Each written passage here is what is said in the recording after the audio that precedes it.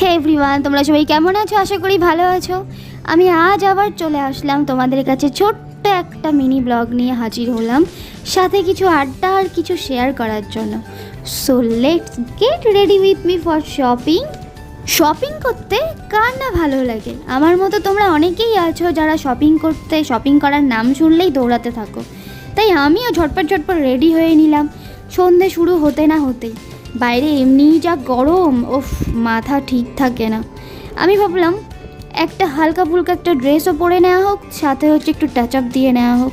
বেশি কিছু মেকআপ করবো না, আর এমনিতেও আমার ঝুড়িতে এমনিতেও খুব একটা হচ্ছে মেকআপের কালেকশান হচ্ছে নেই। হ্যাঁ, বুঝতে পেরেছি আমাকে দেখে অনেকেই হয়তো ভাবো, কিন্তু যতটা হচ্ছে তোমরা আমাকে বড় লোক ভাবছো, আমি ঠিক ততটাও না, তার থেকে অনেক অনেক অনেক অনেক গরিব। এটা হচ্ছে এক কথায় বলতে পারো ছোট্টখাট্ট আমি হচ্ছে ভিখিরি। হ্যাঁ, আরেকটা মেয়েদের জন্য সবথেকে ভালো একটা বিউটি সিক্রেট বলছি, একটা টিপস দিচ্ছি।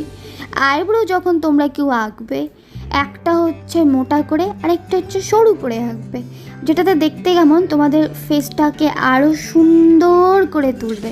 যেটাকে দেখো আমাকেও লাগছে, আমি একটা মোটা আর একটা সরু করে নিয়েছি। ভালো লাগছে না বেশ?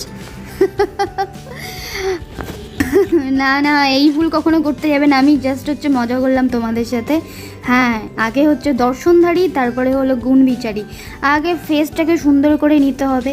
কিন্তু প্রবলেমটা হচ্ছে আমার সাথে যে প্রবলেমটা ঘটে প্রত্যেকবারে, যখনই কোথাও আমি ঘুরতে যাই তখনই কিছু না কিছু আমার সাথে প্রবলেমটা হয় আমি ঠিক আমার পছন্দ মতো হয় আমি ড্রেস খুঁজে পাই না, নয় আমার পছন্দ মতো আমি লুকটা কেমন বানাবো আজকে সেটাও আমি পারি না।